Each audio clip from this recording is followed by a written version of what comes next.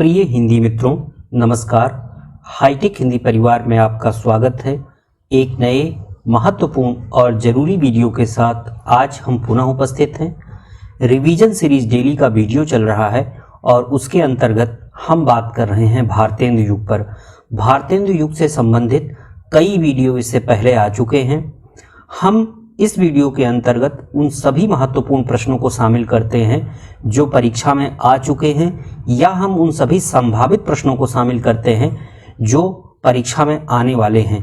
ऐसे प्रश्न जो आपकी नज़रों से रह जाते हैं लेकिन परीक्षा में पूछे जाते हैं, ऐसे प्रश्न जो आप अक्सर गलत कर देते हैं लेकिन परीक्षा में पूछे जाते हैं, ऐसे सभी प्रश्नों को शामिल करके हम वस्तुनिष्ठ प्रकार के प्रश्न लाने का प्रयास करते हैं। यह सीरीज विगत 1.5 महीने से चल रही है और आप सभी मित्रों और प्रतियोगियों का भरपूर सहयोग और साथ मिल रहा है। ढेर सारे मित्रों की प्रतिक्रियाएं आती हैं, ढेर सारे मित्रों के कमेंट आते हैं, ढेर सारे मित्र लाइक और शेयर कर रहे हैं। हाईटेक हिंदी के लिए यह खुशी की बात है और इसके लिए हम आपका धन्यवाद ज्ञापित करते हैं। आइए आज का वीडियो शुरू करते हैं। यह वीडियो केंद्रित है भारतेंदु युग पर। भारतेंदु युग से संबंधित सभी महत्वपूर्ण और जरूरी प्रश्नों पर हम बात करेंगे। आज के वीडियो का पहला प्रश्न है, बिहारी बिहार किसकी रचना है? प्रश्न पूछा गया है, बिहारी बिहार किसकी रचना है?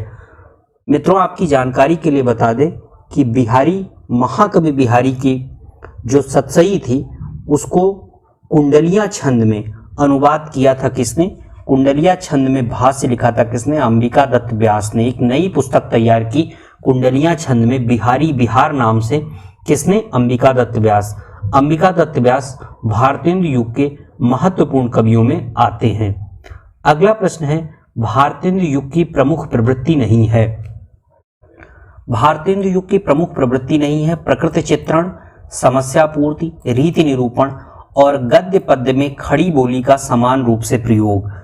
अगर आप भारतेंदु युग की प्रवृत्तियां या हिंदी की अन्य महत्वपूर्ण प्रवृत्तियों को जानना चाहते हैं तो हाईटेक हिंदी ने प्रवृत्तियों पर एक महत्वपूर्ण वीडियो, बिल्कुल नया वीडियो और बिल्कुल अलग तरीके से वीडियो बनाया है। आप उसको प्लेलिस्ट में जाकर के देख सकते हैं या हम नीचे कमेंट बॉक्स में उसके लिंक दे देंगे। तो जो मित्र हमारे देखना चाहते हैं वे इस वीडियो को देखने के बाद प्रवृत्तियों का वीडियो देख सकते हैं। बहुत खास और महत्वपूर्ण प्रवृत्तियां उसमें शामिल की गई हैं और चीज़ों को बहुत बेहतर तरीके से क्लियर किया गया है। पूछा गया है भारतेंदु युग की प्रमुख प्रवृत्ति नहीं है। ये जो आपको चौथा ऑप्शन इसमें दिख रहा है, चौथा ऑप्शन है गद्य पद्य का खड़ी बोली में प्रयोग। खड़ी बोली का प्रयोग गद्य पद्य में दोनों में कब होने लगा था? भारतेंदु युग के बाद जो अगला युग आता है द्विवेदी युग, उसमें गद्य और पद्य में समान रूप से खड़ी बोली का प्रयोग होने लगा है। इसके लिए कई सारे साहित्यकारों ने, कई सारे महत्वपूर्ण कवियों ने आंदोलन भी चलाए थे कि समान रूप से खड़ी बोली का प्रयोग किया जाए। लेकिन जो भारतेंदु युग है वहां पर एक प्रकार का द्वैत बना हुआ था।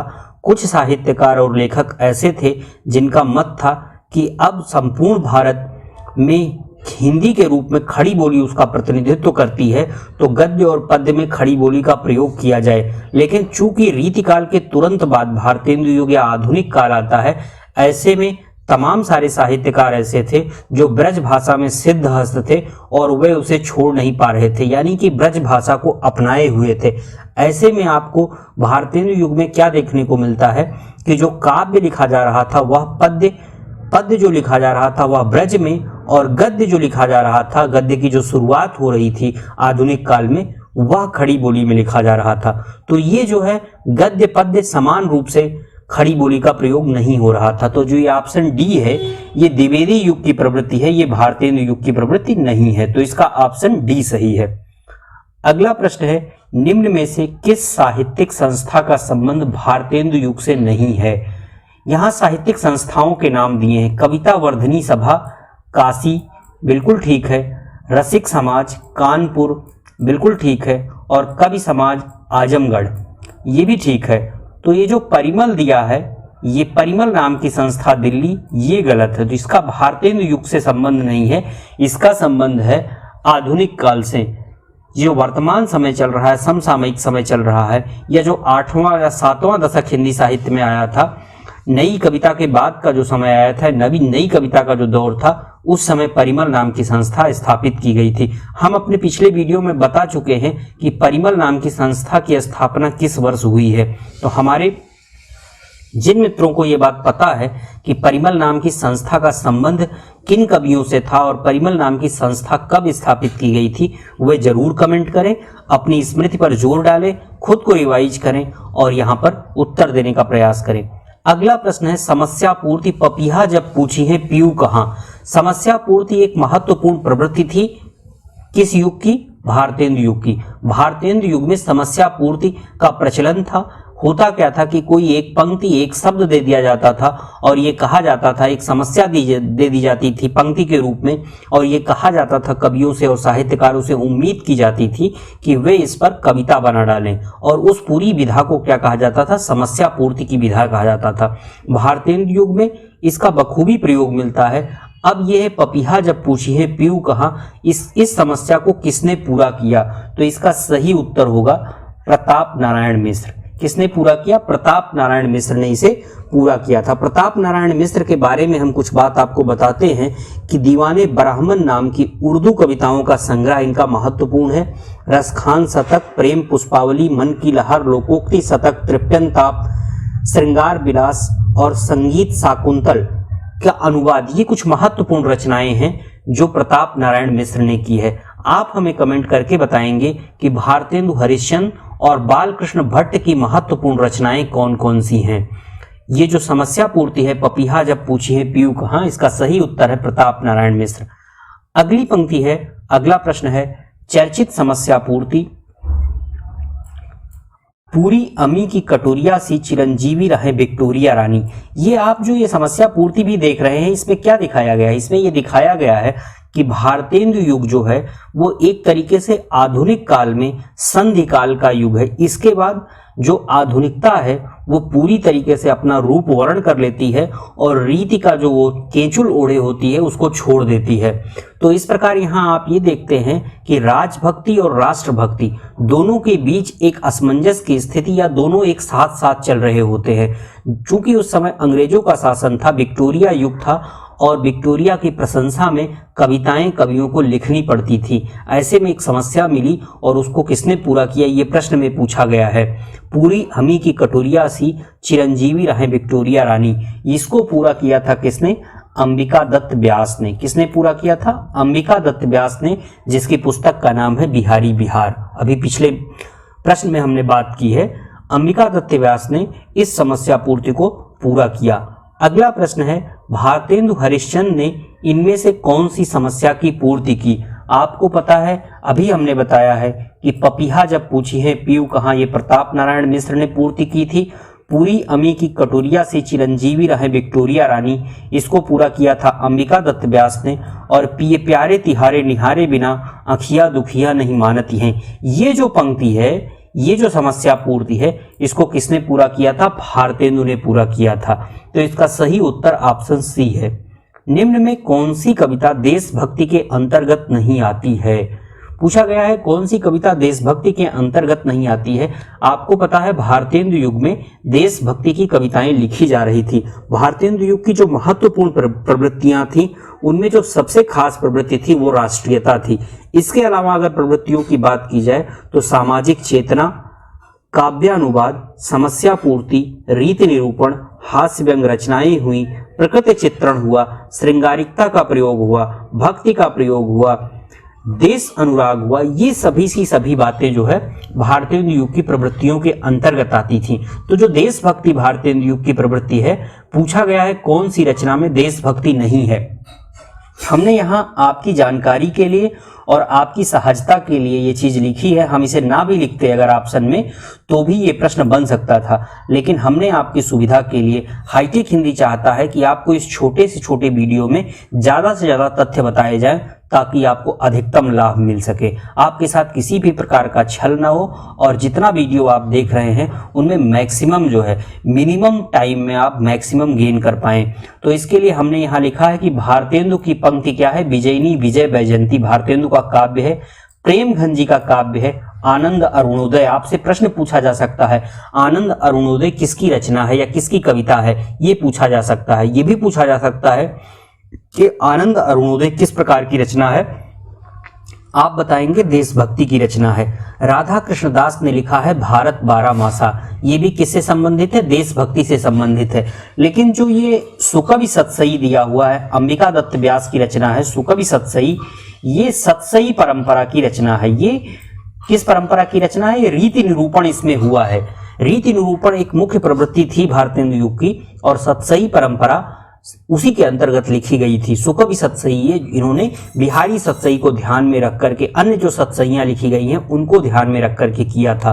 तो जो 3 रचनाएं ऊपर दी गई हैं, जो 3 ऑप्शन ऊपर दिए गए हैं, उनमें दी गई रचनाओं में देशभक्ति मिलती है। विजयनी विजय वैजयंती भारतेंदु की कविता है, आनंद अरुणोदय प्रेमघन की कविता है, भारत मासा राधा कृष्ण दास की कविता है। बहुत महत्वपूर्ण है, परीक्षा में बार बार पूछा जाता है।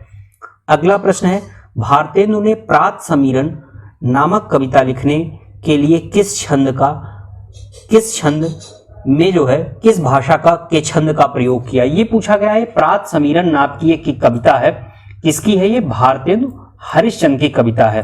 भारतेंदु हरिश्चंद्र की कविता है प्रात समीरण, आपसे पूछा जा सकता है प्रात समीरण किसकी कविता है, भारतेंदु की कविता है। पूछा गया है कि प्रात समीरण में उन्होंने किस भाषा के छंद का प्रयोग किया है।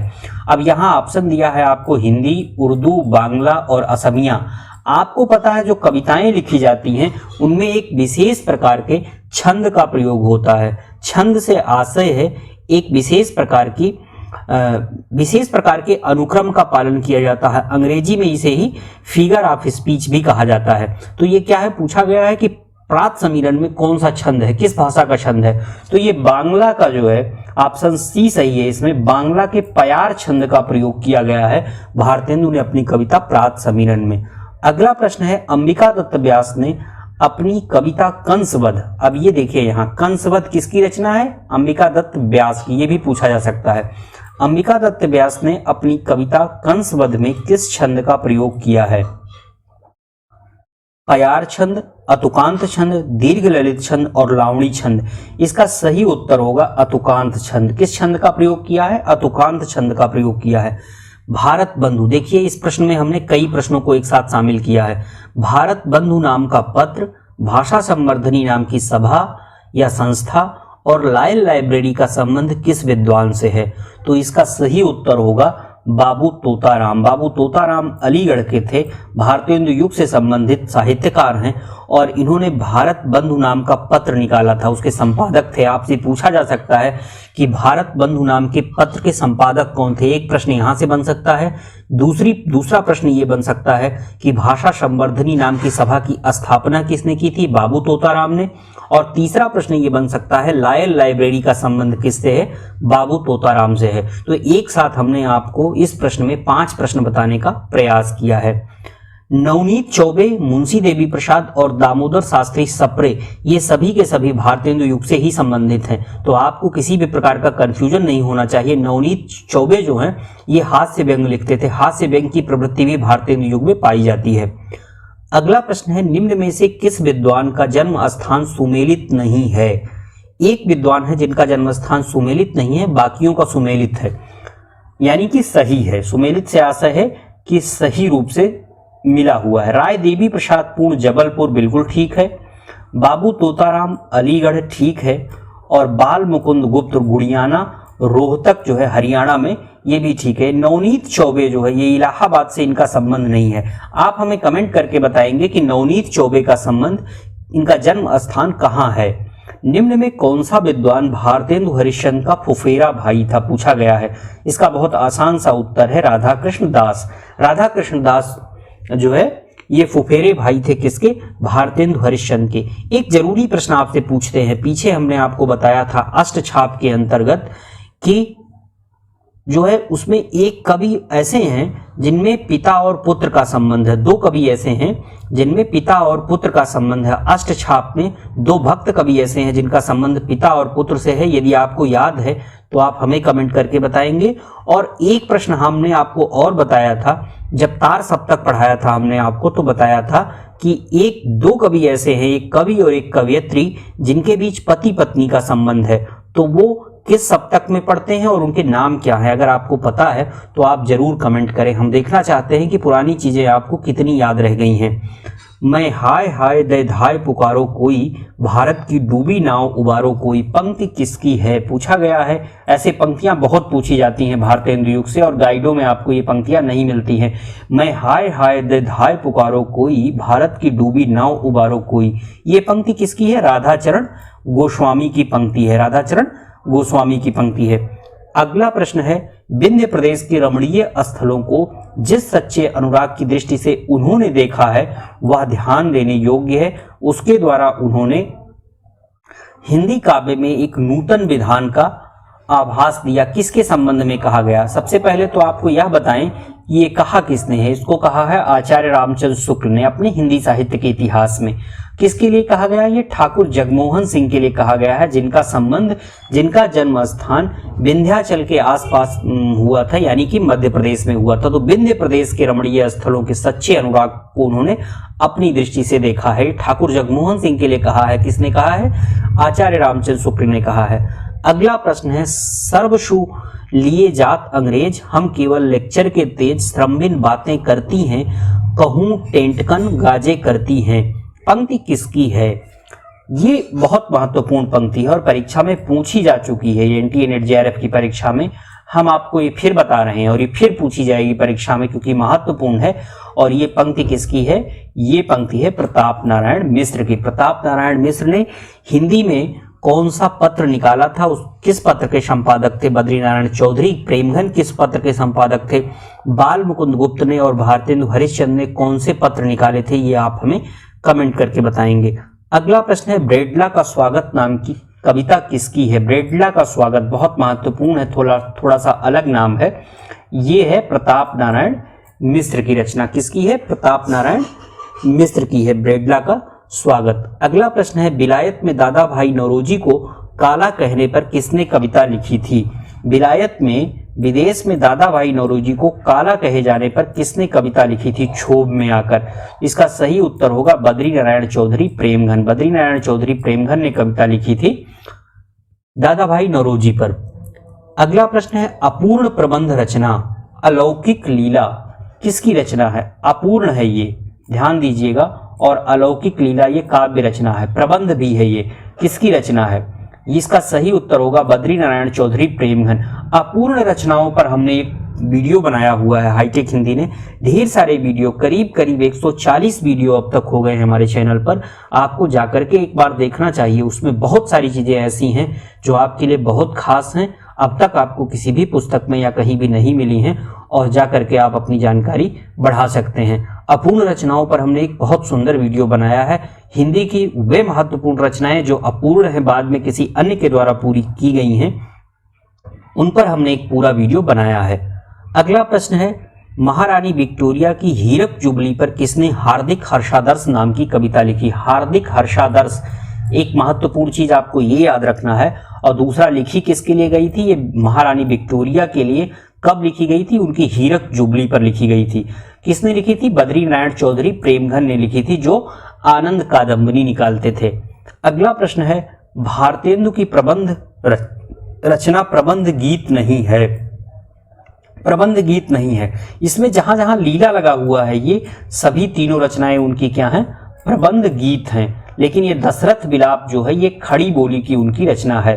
फूलों का गुच्छा और दशरथ विलाप दो रचनाएं उनकी ऐसी हैं, दो कविताएं ऐसी हैं जिसे उन्होंने खड़ी बोली में लिखा था। पिछले वीडियो में हमने आपसे प्रश्न पूछा था, साहित्य जनसमूह के हृदय का विकास है, ये किसका निबंध है? साहित्य जनसमूह के हृदय का विकास है, ये किसका निबंध है? ये प्रश्न हमने आपसे पूछा था और इसका सही उत्तर होगा ऑप्शन बी, बाल मुकुंद गुप्त। अधिकांश मित्रों ने इसका सही उत्तर दिया है। और आज की वीडियो का प्रश्न है, सरस्वती पत्रिका का संपादन किसने किया? ये प्रश्न जुड़ रहा है द्विवेदी युग से और अगला वीडियो भी हम जो लेकर के आएंगे वह द्विवेदी युग पर केंद्रित होगा। हम उम्मीद करते हैं कि बहुत आसान प्रश्न है और ज्यादा से ज्यादा मित्र इस प्रश्न के उत्तर में शामिल होंगे, ज्यादा से ज्यादा मित्र प्रयास करेंगे इसका उत्तर देने का।